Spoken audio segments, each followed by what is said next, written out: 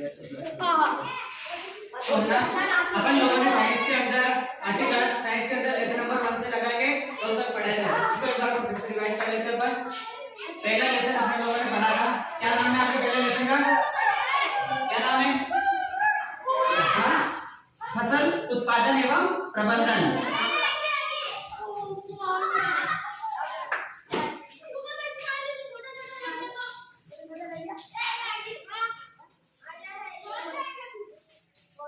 फसल प्रबंधन एवं उत्पादन, इसके बारे में अपन ने कंप्लीटली पहले पढ़ा था। एक बार को रिवाइज कर लेते हैं अपन, है ना। सबसे पहले अपन ने पढ़ा था फसल। तो किस खड़ा फसल कहते हैं किसको? सी एक ही सेट में पढ़े कमाल उठाए हैं दो हाँ थोड़ा तो ठीक है बैठ खड़ा ले। फसल कहते हैं किसको? जोर से।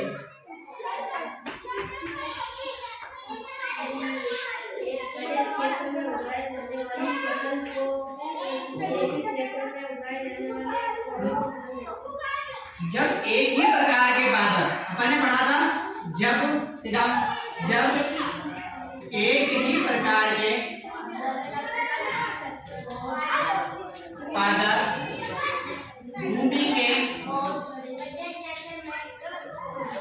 बहुत बड़े, यानी आपको याद क्या रखना है, केवल एक ही प्रकार के बादल। पहली चीज तो आपको एक ही प्रकार के बादल याद रखने हैं आपको। उसके बाद में भूमि का बहुत बड़ा क्षेत्र होता है, बहुत बड़ी जो जगह होती है ना, वहां पर एक ही प्रकार के पौधे होने चाहिए, तो उसे हम लोग क्या कहेंगे? फसल कहेंगे। जरूरी नहीं है, ऐसा नहीं हो कि आप लोग थोड़े तो गेहूं के लगा रखे और थोड़े मक्का के लगा रखे और सबको मिक्स कर रहे हैं, तो वो फसल ही कहलाएगी। फिर फसल में हमेशा एक ही प्रकार के पौधे होने चाहिए जो भूमि के बहुत बड़े क्षेत्र पर लगाए जाते हैं। आई बात समझ में? तो इसके बाद में अगर अपन बात करें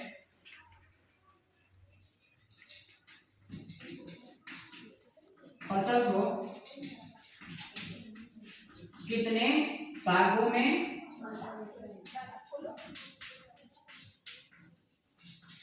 बांटा गया है। अब क्वेश्चन बनता है, एक तो नॉर्मली क्वेश्चन बनता है कि फसल को कितने भागों में बांटा गया है। एक क्वेश्चन और क्या बनेगा जो मैंने आपको बताया था, खड़ा हो देखिए। हाँ खड़ा हो, क्या नाम है? सागर। हाँ तो सागर मुझे बताओ कि एक क्वेश्चन तो मैंने लिख दिया फसल को कितने भागों में, लेकिन दूसरा क्वेश्चन क्या बनेगा? ऋतुओं के आधार पर फसलों को हाँ ऋतुओं के आधार पर फसल को कितने भागों में बांटा गया, या तो ये बन सकता है या फिर ये।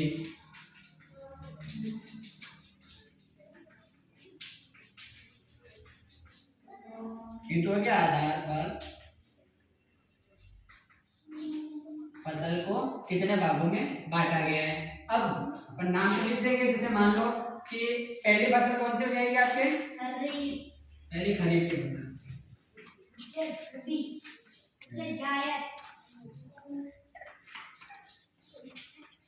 दूसरी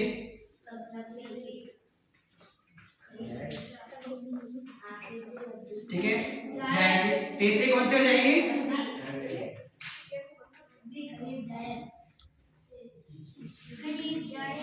रबी की फसल।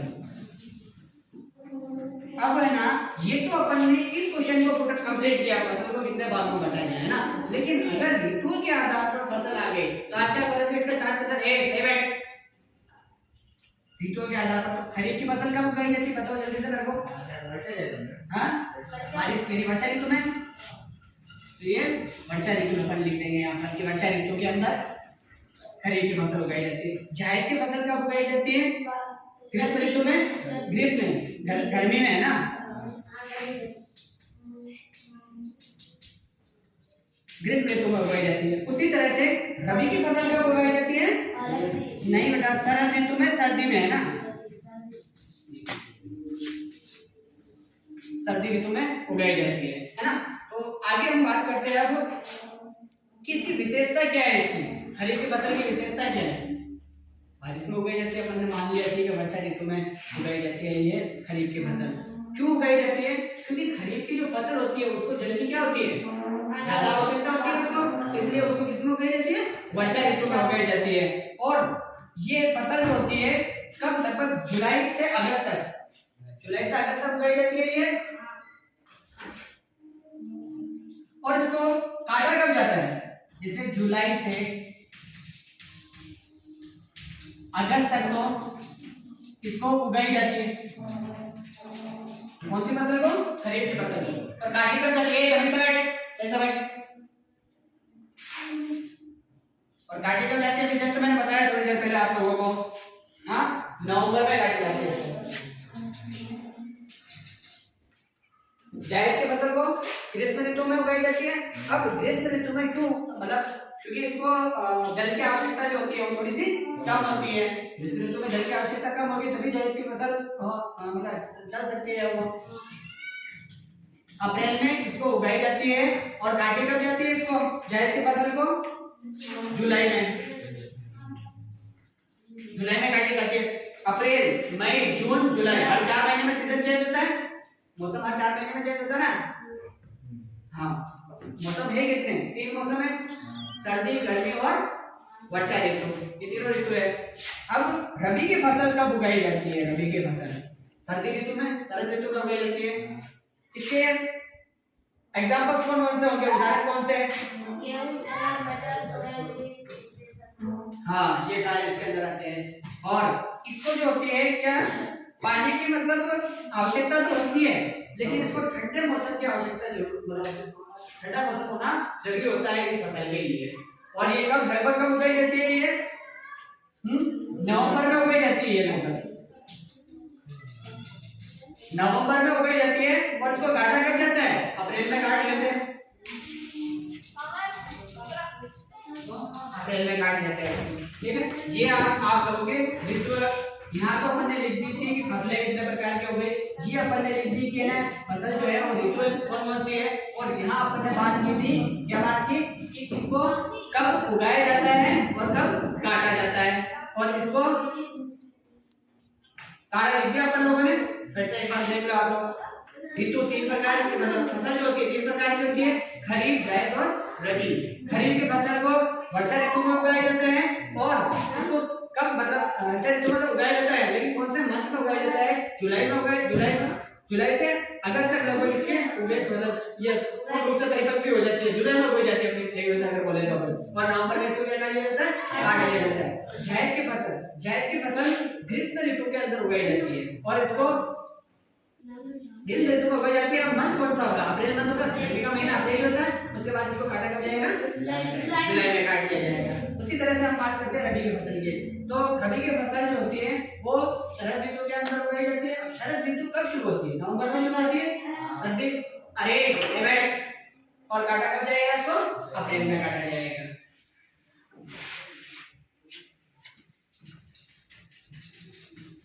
खेती करने के ये तो तुम लोगों को आते कितनी बार मैंने बता दिया आप लोगों को। खेती करने के चरण, खेती को अपन क्या बोलते हैं, कृषि बोलते हैं, कृषि बोलते हैं अपन। खेती करने के चरण कौन कौन से हैं? पहला चरण बताएगा मुझे लोकेश बताएगा, मिट्टी तैयार करना।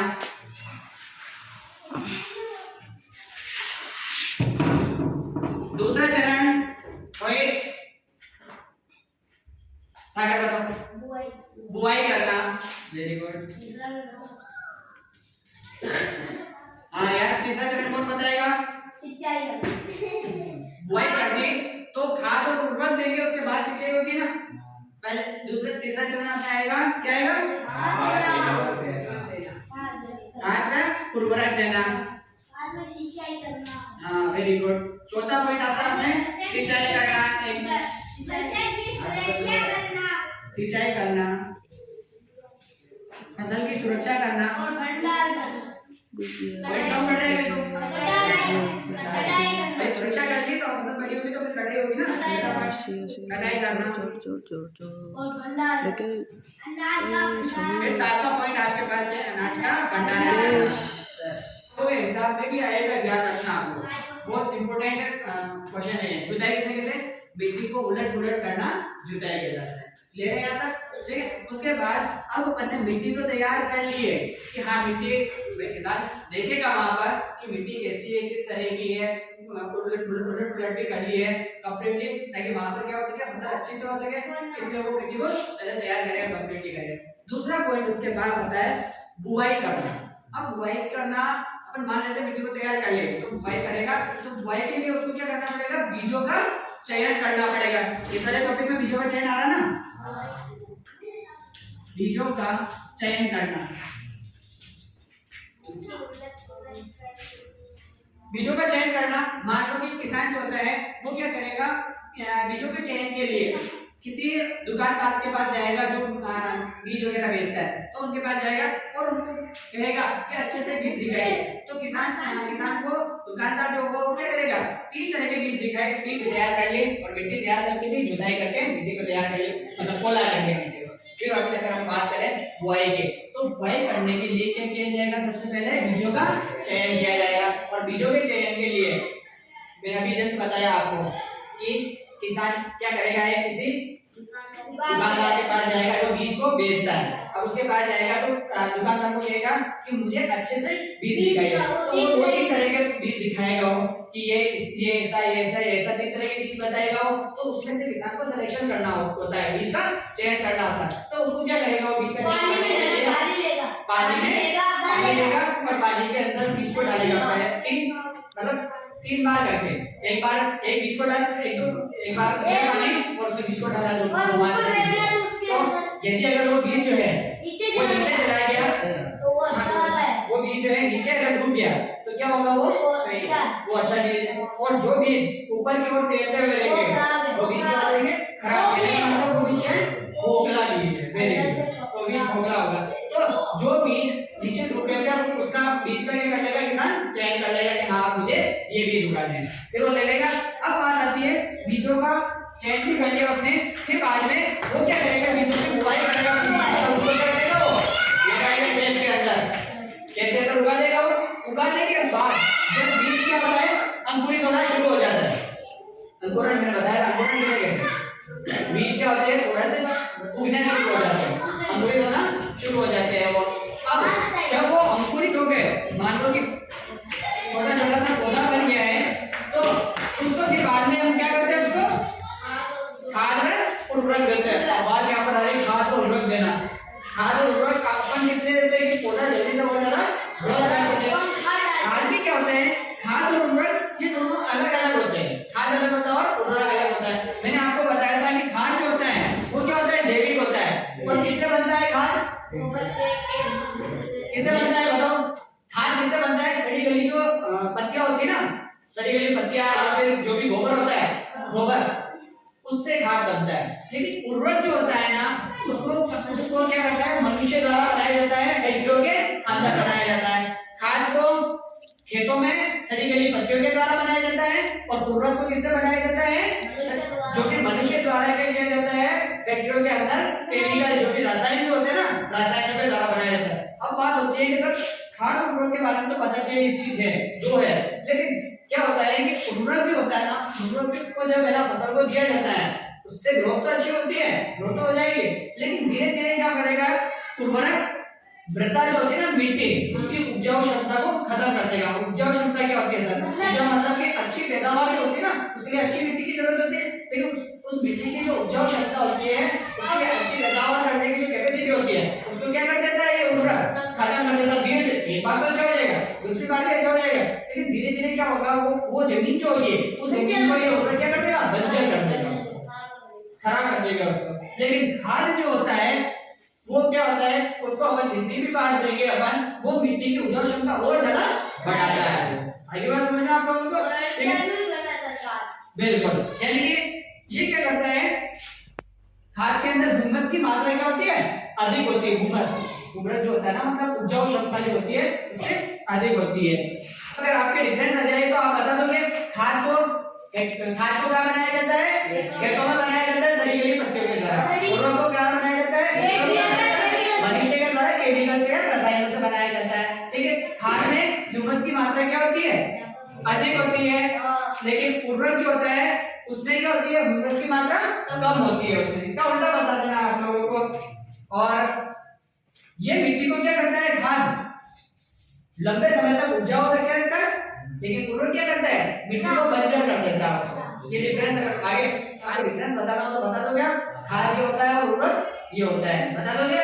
ठीक है, ओके, लिख भी रखा होगा शायद। उसके बाद अगर हम बात करें सिंचाई की, अब खाद और उर्वरक दे दिया आपने, तो देखो जैसे अंकुरित हुआ, पौधे खाद उर्वरक दे दिया, अब क्या होगा, पौधे को खाद उर्वरक दे दिया, पौधा अगर अपन जल नहीं देंगे उसको, जल नहीं देंगे तो क्या होगा, जल जाएगा और खराब हो जाएगा, पौधा खराब हो जाएगा। उसके लिए हम लोग क्या करेंगे, सिंचाई करेंगे। और सिंचाई की डेफिनेशन क्या होगी, पौधे को समय समय पर जल की आवश्यकता होने पर जल देना क्या कहलाता है, सिंचाई कहलाता है। समझ में आ गए? पर सिंचाई के जो साधन होते हैं वो कितने प्रकार के होते हैं, 2 प्रकार के होते हैं। एक तो होता है पारंपरिक, एक तो पारंपरिक और एक है आपके आधुनिक साधन। आधुनिक साधन लोकेश बता मेरे को, पारंपरिक साधन के उदाहरण कौन कौन से? नहीं, साधन वाला मैं तो विधि बता रहा हूं आपको। पारंपरिक साधन और आधुनिक साधन में पारंपरिक साधन कौन से होंगे? हाँ, कौन सी यूज में आती है? हाँ, पारंपरिक में जैसे चड़स, वो बात नहीं, विधि है, वो तो विधि है जो आप बता रहे हो। ये अपन बात कर रहे हैं कि सिंचाई के जो साधन थे ना, वो कितने प्रकार के साधन के, विधियां भी पूछी मैंने, साधन कितने प्रकार के, 2 प्रकार के थे, पारंपरिक और आधुनिक साधन। तो पारंपरिक के अंदर पारंपरिक में आ रहा आपने रेहट, मोट और डेगली, ये सारे के सारे पारंपरिक है, जो बिजली से नहीं चलने वाले, पुराने जमाने से मतलब यूज में आते थे ना सिंचाई के लिए, वो वाले साधन है। आगे बात समझ में आपको? अब आधुनिक साधन की बात करते हैं अपन। आधुनिक साधन जो प्रेजेंट टाइम पर जो साधन चल रहे हैं किसके लिए, सिंचाई करने के लिए। कौन कौन से? नलकूप, विद्युत जनरेटर वगैरह, ये सारे है ना, नलकूप, ट्यूबवेल, ये सारे के सारे किसमें आ रहे हैं, आधुनिक साधन। साधन की बात की अपन अब पूछ लिया जाता है आपको कि है ना, सिंचाई के जो आधुनिक जो साधन है, आधुनिक विधियां कौन सी है, सिंचाई के आधुनिक विधियां कौन सी है? साधन की तो अपन ने बात कर ली कि 2 प्रकार के होते हैं, पारंपरिक और आधुनिक। आधुनिक विधियां कौन सी है सिंचाई करने की? तो अपन बात करेंगे आधुनिक विधियां की कितनी है, 2 प्रकार की है। कौन कौन सी है? छिड़काव तंत्र और छिड़काव तंत्र और एक ड्रिप तंत्र। ड्रिप तंत्र, अब आप लोगों ने देखा होगा कि छिड़काव जो होता है ना, छिड़काव तंत्र विधि आप लोगों ने गार्डन में देखा होगा। गार्डन में फुहारे, मतलब छिड़काव तंत्र ऐसे होता है ना, फुहारे सब जैसा है ना, फुहारे लगे हुए रहते हैं और क्या होता है, पानी छटता रहता है। गार्डन के अंदर क्या होता है, जो घास होती है वो पूरी पूरी गीली हो जाती है ना। हाँ, और ये सारा छिड़काव उसी के अंदर आ रहा है। किसके अंदर आ रहा है? वो फुहारे जो होता है ना, फुहारे द्वारा सिंचाई करना, वो इसके अंदर आ रहा है। दूसरा आ रहा है ड्रिप तंत्र। ड्रिप तंत्र क्या होता है? पेड़ मतलब खेत के अंदर अगर फसल लगी हुई होती है, फसल लगी होती है और एक मेन जहाँ पानी हो वहां से क्या करते थे, मेन पाइप को जोड़ते हैं। उस मेन पाइप में क्या होता है, बहुत सारे पाइप जो होते हैं वो जोड़ के पौधे जो होते हैं ना, पौधे की जड़ों तक, पौधे की जड़ों तक, जड़ों के अंदर क्या कर देते हैं, वो पाइपों को लगा देते हैं और फिर बाद में उसमें क्या कर देते हैं, छिद्र कर देते हैं उनमें, ताकि क्या होता है, बूंद बूंद गिरकर उसकी जो जड़ होती है उसके अंदर गिरेगा वो पानी। तो ये कौन सी हो जाएगी आपके ड्रिप तंत्र, जिसको अपन बोल सकते हैं बूंद बूंद द्वारा सिंचाई करना भी हो जाता है ना। ये इसके अंदर हो गया। तो अपन लोगों ने क्या कर लिया, दोनों विधियां भी पढ़ ली। स्टार्टिंग से फिर से देख लो एक बार, सिंचाई किसे कहते हैं? पौधे को समय समय पर जल की आवश्यकता होती है, उन्हें या पौधा अगर फसल हुई बात है, उन्हें हम क्या मतलब उन्हें हम जल की आवश्यकता पूर्ति करवाते हैं, उन्हें जल देते हैं हम लोग, उसको हम लोग क्या कहेंगे, सिंचाई कहेंगे। सिंचाई के साधन जो होते हैं मुख्य रूप से 2 प्रकार के होते हैं, एक तो पारंपरिक होता है और एक कौन सा होता है, आधुनिक होता है।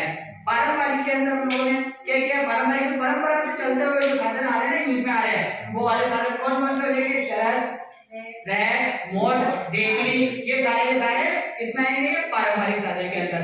और उसके बाद आता है आधुनिक साधन। आधुनिक साधन जो क्या होते हैं, बिजली से चलने वाले, जो आधुनिक इस समय वर्तमान समय में जो चल रहे यूज में आ रहे हैं जो साधन, ट्यूबवेल हो गया, नलकूप हो गया, ये सारे के सारे इसमें आधुनिक साधन के अंदर आएंगे।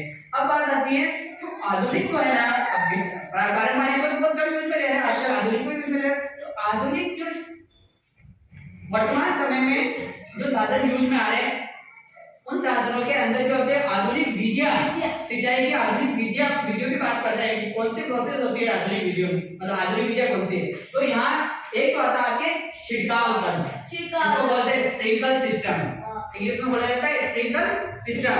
दूसरा आता है ड्रिप तंत्र, जिसको ये ड्रिप तंत्र तो इंग्लिश वर्ड है, याद रखना ना, ड्रिप यानी इसे बोलते हैं उसको बूंद बूंद द्वारा सिंचाई करना। आई बात समझो आपके, छिड़काव तंत्र स्प्रिंकल सिस्टम इंग्लिश में बोलते हैं, और इसको बोलते हैं ड्रिप तंत्र, ड्रिप सिस्टम जिसको बोलते हैं हिंदी में बूंद बूंद द्वारा सिंचाई करना। आगे बात समझ में आप लोगों के। अब बात आती है भाई अपन ने सिंचाई भी कर ली, पौधे को पानी भी दे दिया, खाद दिया, खाना खाया उसने, तो आगे पानी तो पीना ही पड़ेगा पौधे को, तो पानी मिला दिया अपन ने। अब आगे बात आती है फसल की सुरक्षा करना। अब जब अपन ने खाद दे दिया, पानी दे दिया, तो फसल और ग्रोथ करेगी, फसल बड़ी होगी।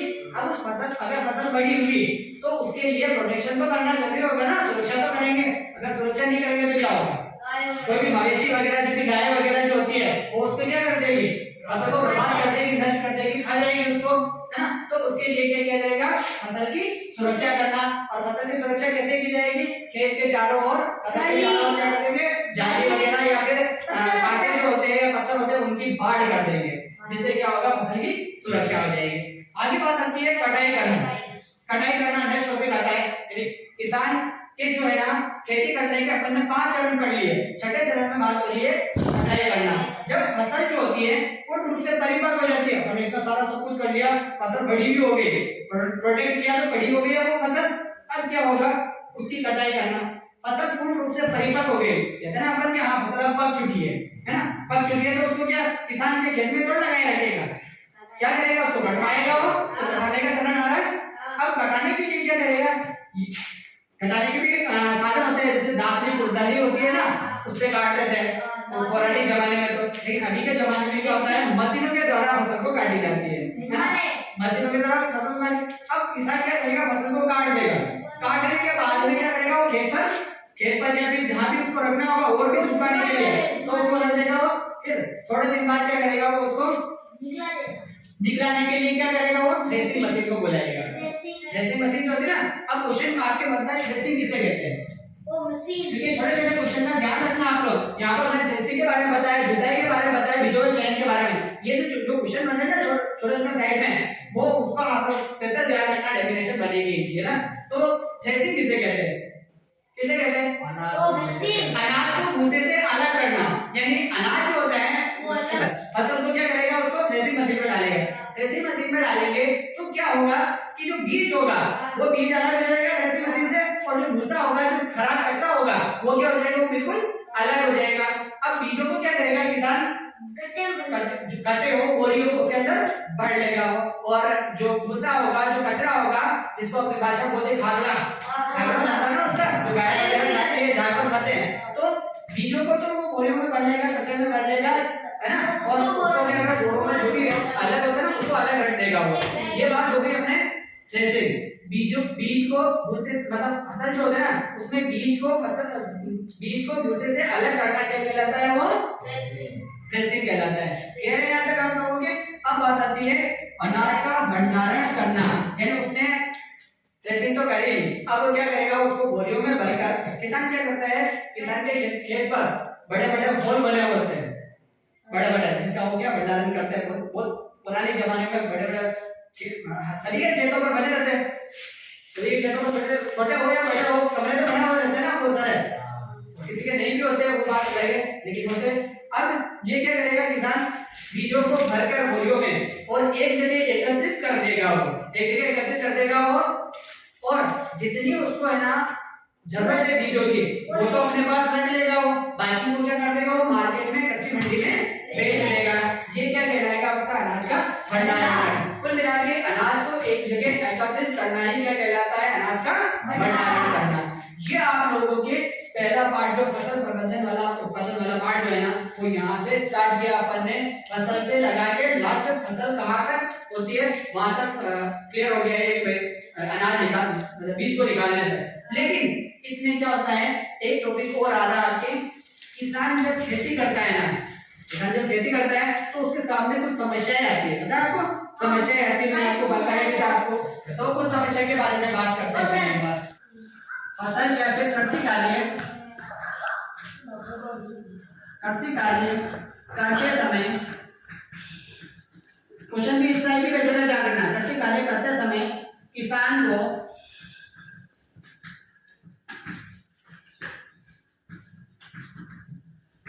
किन किन समस्याओं का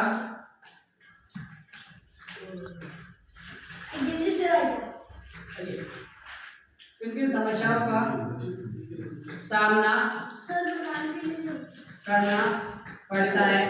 इस तरह का क्वेश्चन बनेगा, कृषि कार्य करते समय किसान को किन किन समस्याओं का सामना करना पड़ता है। तो उस समस्या की अगर हम बात करें, ऑब्वियसली थोड़ी बहुत तो आप लोगों को भी पता होगी कि क्या क्या समस्या आती है, क्योंकि अपन सभी लोग क्या है कृषक परिवार से, देखो अपन सभी लोग कृषक परिवार से, कृषक का मतलब किसान परिवार से ना अपन लोग सबके साथ। तो किसान के सामने पहली समस्या क्या है पता है आप लोगों को? खरपतवार। खरपतवार क्या होता है? खड़ा हो जल्दी से, अच्छे से पता है, एकदम बढ़िया डेफिनेशन। खरपतवार किसे कहते हैं?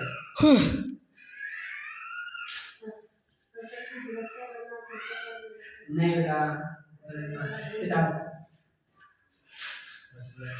फसल जो होती है ना, पौधे जो होते हैं फसल के साथ क्या होते हैं, अनावश्यक पौधे जो होते हैं ना, अनावश्यक पौधे वो उगने लग जाते हैं।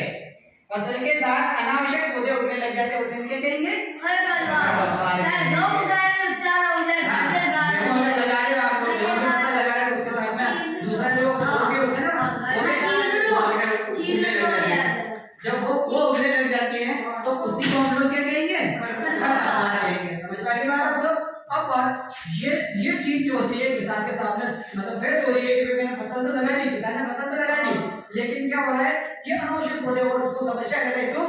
अगर ये अनावश्यक पौधे, मान लो कि कोई फसल अगर हम लोगों ने लगा रखी है, उसके साथ कुछ पौधे और लग गए, तो जो भी अपन खाद देंगे, पानी देंगे, तो क्या होगा? वही उसके लेंगे, ये पूर्ण रूप से फसल को नहीं मिल पाएगा, फसल को नहीं मिल पाएगा। तो क्या होगा कि ये पौधे अपने जो फसल होगी वो अच्छी पैदावार नहीं होगी। तो ये समस्या आ रही। इस समस्या को निपटने के लिए किसान क्या करेगा?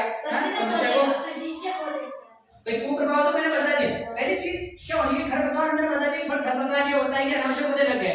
दूसरे क्या हो रहा है, आपने बता दिए कि हाँ ये इसके जो नुकसान होंगे, नुकसान किस तरह का होगा? जो भी फसल को हम लोग कुछ भी देंगे, खाद वगैरह, उर्वरक वगैरह कुछ भी देंगे हम लोग, जल वगैरह, तो जो मूल रूप से जो फसल होगी उसको नहीं मिलेगी, आधी मिलेगी और इसको ये आधी ले लेगा, तो इससे फसल की पैदावार अच्छी नहीं होगी। तो ये कुप्रभाव हो गया। कुप्रभाव मतलब नुकसान की बात कर रहा हूं मैं। लेकिन अब किसान इससे बचाव के तरीके कैसे करेगा? कैसे बचाव करेगा बताओ?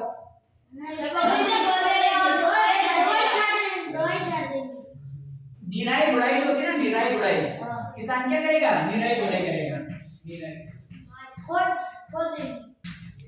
निराई गुड़ाई करेगा कहने का मतलब हाँ, या तो हाथ से उठा पौधे जो लग रहे हैं ना, फसल लग रही है, फसल के साथ में अनावश्यक पौधे लग रहे हैं, उसको एक एक को करके हाथ से उखाड़ देगा, है ना, उखाड़ कर क्या कर देगा? वो फेंक देगा, या फिर कस्सी के द्वारा, पता ना, कस्सी के द्वारा खोद के चारों तरफ से, कस्सी से क्यों खोदता है वो? इसीलिए खोदता है ना वो, ताकि अनावश्यक पौधे वहां नहीं लगे और उसको उठा के वो साइड में फेंक सके वो, है ना। तो जिससे क्या होगी? फसल अच्छे से होगी। एक तो निराई गुड़ाई करेगा। निराई गुड़ाई उसी को कहते हैं, फसल के साथ अनावश्यक जो पौधे लगे होते हैं उनको उखाड़ कर फेंकना, क्या कहलाता है? निराई गुड़ाई कहलाता है। अब बात आती है निराई गुड़ाई तो करेगा, इसके साथ क्या करेगा? एक और कीटनाशक, मतलब क्या? सॉरी, खरपतवार नाशी। खरपतवार नाशी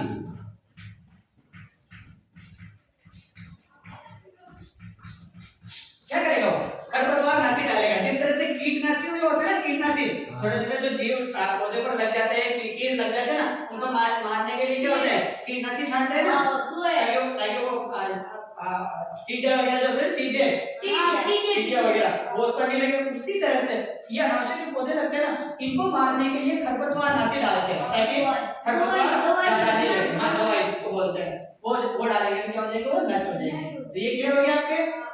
खरपतवार अनावश्यक पौधे लगने से, अनावश्यक पौधे लग जाते हैं फसल के साथ, वो खरपतवार होता है। इससे नुकसान क्या होगा कि वो मतलब फसल की पैदावार अच्छी नहीं होगी अगर ये खरपतवार लगे रहेंगे तो। क्यों? क्योंकि इसको अगर है ना मेन जो प्लांट्स होते हैं, मेन पौधे होते हैं, उनको अपन मतलब खाद वगैरह, उर्वरक वगैरह या फिर जल भी देंगे तो क्या होगा, वो दूसरे पौधे भी उसको ग्रहण करेंगे, जिससे फसल अच्छे से नहीं हो पाएगी। इसके बचाव क्या करेंगे, बचाव के लिए निराई गुड़ाई करेंगे और क्या करेंगे, खरपतवार नाशी अपन डालेंगे। तो ये हो गया। अब बात आती है एक प्रॉब्लम तो किसान के सामने ही है। दूसरी प्रॉब्लम क्या आ रही है किसान के सामने, प्राकृतिक प्रकोप। प्राकृतिक प्रकोप क्या होता है? प्राकृतिक प्रकोप या तो बारिश ज्यादा आ जाएगी, बारिश अगर ज्यादा आ गई तो क्या होगा, बारिश अगर ज्यादा आ गई तो क्या होगा, खेत के अंदर पानी बढ़ जाएगा तो भी फसल का नुकसान हो सकता है, ये भी डर रहता है किसान को। और यदि अगर बारिश नहीं हुई यानी सूखा पड़ जाना, सूखा पड़ गया तो भी नुकसान क्या होगा, नुकसान होगा, मतलब फसल जल जाएगी। तो किसान के सामने ये वाली समस्या भी आ रही है ना। बात ये आ रही है प्राकृतिक प्रकोप से क्या हो गया, किसान की समस्या है। इस समस्या से नुकसान क्या होगा, समस्या का जो नुकसान होगा उसका प्रभाव क्या पड़ेगा, फसल नष्ट हो जाएगी, या तो जल जाएगी या फिर गल जाएगी। अगर ज्यादा पानी आएगा तो गल जाएगी, और कम पानी बिल्कुल ही नहीं आया, सूखा पड़ गया तो क्या होगी, जल जाएगी। इतनी सी बात आपको याद रखनी है, तो गल जाएगी या फिर जल जाएगी। ठीक है। अब इससे बचाव के लिए किसान क्या करेगा, इससे भी बचाव के लिए किसान क्या करेगा, यदि अगर जल अगर है ना, वर्षा जल अगर खेत में भर गया, ज्यादा आ गया, तो मेड़ बनी होती है खेत की, तो मिला के खेत से पानी का निकासी जो होती है ना, निकास, पानी को निकालने का सब होना चाहिए, रास्ता होना चाहिए। हाँ, बस खेत के अंदर पानी भर गया, उस पानी को खेत से बाहर, अगर ज्यादा पानी आ रहा है जिसकी बात कर रहा हूँ, उस पानी को बाहर निकालने के लिए खेत में क्या होना चाहिए, व्यवस्था होनी चाहिए खेत से पानी को बाहर निकालने के लिए, है ना। जैसे मेड़ वगैरह बनी होती है, मेड़, उस मेड़ को तोड़कर पानी को बाहर निकाल सकते हैं।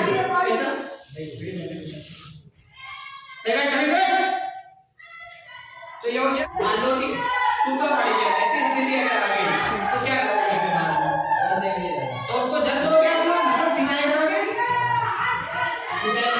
तो ये इसका हो गया। ठीक है। उसके बाद तीसरा पॉइंट बात क्या आ रहा है, कीट या फफूंद या वायरस लग जाना। आपको पता है फसल पर बहुत बार क्या होता है, कीट लग जाते हैं, छोटे छोटे से कीड़े वगैरह हो गए, उनकी जड़ों में भी लग जाते हैं, जमीन के अंदर भी और ऊपर भी लग जाते हैं। तो अगर है ना कीट लग जाता है तो फसल को क्या कर देगा, वो उससे नुकसान पहुंचा देगा, खत्म कर देगा। वो जैसे टिड्डी लगी, अपनी भाषा में वो बोलते हैं पर टिड्डी है ना, तो टिड्डी लग गई अगर, तो टिड्डी क्या करेगी, फसल को छोड़ देगा, वो आ जाएगी, है ना। तो उसके लिए अपन यहाँ पर लिख देते हैं, यहाँ पर कीट या फफूंद या कोई भी वायरस, पता है आपको, वायरस भी लग जाता है, वायरस भी लग जाता है पौधे ऊपर, है ना। अब इससे बचाव के लिए पहले तो इसका कुप्रभाव के अपन बात की थी कि अगर है ना कीट वगैरह या फफूंद वगैरह ये लग जाता है तो फसल को क्या कर देगा, नुकसान पहुंचा देगा। तो फसल को क्या कर देगा, वो पत्तियां कैसी हो जाएगी, कट जाएगी, सूख जाएगी, कटी जैसी हो जाएगी पत्तियां। आपने देखा होगा कीट जो क्या कहते हैं, वो टीडा अगर है ना मक्की की जो फसल होती है मक्का की, उसके ऊपर बैठेगा तो आपको पता है कि उसको खा जाएगा। कीटनाशक जो होता है ना, कीटनाशक अभी अपन ने बात की थी, खरपतवारी नाशी, उसी तरह से कीटनाशक डालेगा जिससे वो क्या हो जाएगा, वो नष्ट हो सकते हैं। ठीक है, आगे बात समझे। अब लास्ट एंड फाइनल रहा चौथा पॉइंट आपके जानवर। ये वीडियो बना, अपन ने अगर फसल लगे तो क्या होगा, अगर बाढ़ नहीं है और अगर बाढ़ है भी तो क्या होगा, बाढ़ को तोड़ दिया गया, बाढ़ को अगर कोई तोड़ देता है या फिर मवेशी जो होते हैं वो अगर बाढ़ को तोड़ देते हैं तो क्या होगा, जानवर घुस जाते हैं, मवेशी और भी जानवर उसके अंदर आ जाएंगे, और आने के बाद वो क्या करेंगे, फसल को खा जाएंगे या नष्ट कर देंगे फसल को, आ जाएंगे तो नष्ट हो जाएगी ना फसल, तो है ना।